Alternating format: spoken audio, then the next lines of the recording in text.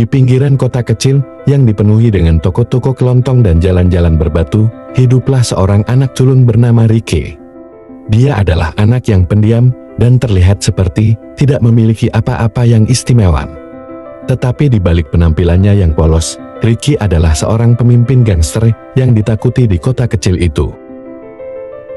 Ricky lahir dan dibesarkan di lingkungan yang keras.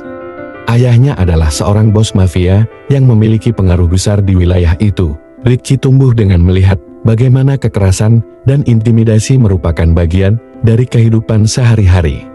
Meskipun demikian, ia juga tumbuh dengan keinginan kuat untuk menjadi seseorang yang lebih dari sekadar anak bos mafia biasa. Di sekolah, Ricky adalah target bully. Dia sering menjadi bahan tertawaan karena penampilannya yang culun dan sikapnya yang pendiam.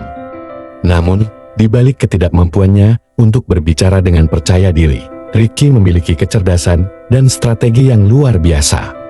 Dia melihat sekolah sebagai tempat untuk mempelajari bagaimana memanipulasi dan mengendalikan orang lain. Seiring waktu berlalu, Ricky semakin dikenal di kalangan anak-anak sekolah sebagai pemimpin di balik layar. Dia mengatur segala macam permainan dan penipuan, memastikan bahwa dia dan teman-temannya selalu berada di atas. Bahkan guru-guru di sekolah mulai menyadari bahwa ada sesuatu yang aneh dengan Ricky, tetapi mereka tidak pernah bisa membuktikan apapun. Ketika Ricky berusia 15 tahun, ayahnya ditangkap oleh kepolisian. Ini merupakan pukulan besar bagi Ricky dan keluarganya. Namun, daripada menyerah, Ricky melihat kesempatan ini sebagai peluang untuk menunjukkan kemampuannya yang sebenarnya. Dia mulai mengambil alih bisnis keluarga dan dengan cepat mendapatkan reputasi sebagai pemimpin gangster yang tak kenal takut. Dengan kecerdasannya yang tajam dan keahliannya dalam mengatur strategi, Ricky berhasil mengembangkan bisnis keluarga menjadi lebih besar dan lebih kuat dari sebelumnya.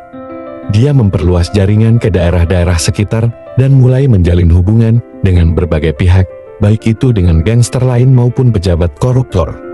Namun, di balik semua kesuksesannya, Ricky tetap merasa kesepian dan terasing. Ketika dia tidak sibuk mengatur bisnisnya, Ricky sering meluangkan waktu untuk duduk di tempat rahasia favoritnya, sebuah ruang bawah tanah di rumahnya yang dijadikan markasnya. Di sana, dia merenungkan hidupnya dan memikirkan tentang masa depannya. Apakah ini yang dia inginkan? Apakah kehidupannya hanya akan terus seperti ini, tanpa ada yang benar-benar peduli padanya sebagai individu? Suatu hari, saat sedang duduk di markasnya, Ricky mendengar suara gaduh di luar. Ada geng rival yang mencoba untuk masuk ke wilayahnya. Tanpa ragu, Ricky segera melompat ke dalam aksi. Dengan kecepatan dan kecerdasannya, dia berhasil mematahkan serangan mereka dan menegaskan kekuasaannya sebagai pemimpin gangster di kota kecil itu. Namun, setelah pertempuran itu selesai, Ricky merasa ada yang berbeda dalam dirinya. Dia tidak lagi merasa puas dengan hanya menjadi seorang gangster yang ditakuti. Dia ingin lebih dari itu. Dia ingin dihormati dan diakui sebagai seseorang yang memiliki kekuatan dan kecerdasan yang sejati. Dengan tekad yang baru ditemukan, Ricky mulai merancang rencana besar. Dia akan menggunakan kekuasaannya untuk membangun kembali komunitasnya, menghapus kejahatan dan korupsi, dan menciptakan lingkungan yang aman dan sejahtera bagi semua orang. Dan kali ini, dia tidak akan menggunakan kekerasan atau intimidasi untuk mencapai tujuannya. Dia akan menggunakan kecerdasannya dan kebijaksanaannya untuk memimpin. Perlahan tapi pasti, Ricky mulai mengubah citra dirinya di mata orang-orang di sekitarnya. Dia mulai mengadakan kegiatan amal, membangun fasilitas publik, dan membantu orang-orang yang membutuhkan. Meskipun masih ada yang takut padanya, banyak juga yang mulai menghormatinya sebagai pemimpin yang peduli dan bijaksana.